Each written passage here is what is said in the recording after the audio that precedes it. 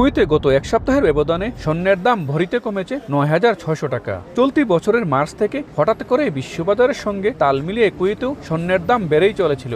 গত 2 দিন থেকে আবার হঠাৎ করেই স্বর্ণের দাম নামতে শুরু করেছে।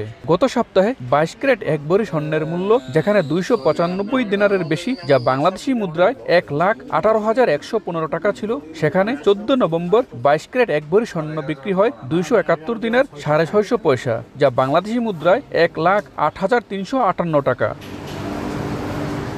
এছাড়া গ্রাম হিসাবে 24 ক্যারেট 1 গ্রাম স্বর্ণের দাম বর্তমানে 25 দিনার 300 পয়সা, 22 ক্যারেট 23 দিনার 300 পয়সা এবং 21 ক্যারেট 22 দিনারের কিছুটা বেশি।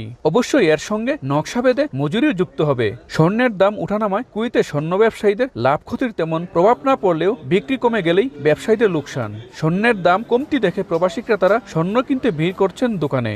স্বর্ণের দাম কম, এই জন্য আসছে আর কি। আজকে কিছুটা কম, এর আগে ছিল 25 টাকা গ্রাম, আজকে আর কি 30 টাকার মধ্যে কিছু উপর আছে আর কি, এই জন্য আসছে আর কি। হয়তো আরও যদি এর পরে ভবিষ্যতে কমে, হয়তো মাসখানে 15 দিন পরে, তাহলে আবার নেওয়ার চিন্তা ভাবনা আছে। যত স্বর্ণের দাম কমবে আমাদের কাস্টমার আরও বাড়ে, দোকানে বেচা কেনা বাড়ে। স্বর্ণের দাম হাই হলে কি হয়, বেচা কেনা একটু কমে যায়। স্বর্ণের দাম বাড়লে কমলে আমাদের কোনো লাভ লস নাই, বেচাকিনি কম হলে আমাদের কিছুটা লস আছে।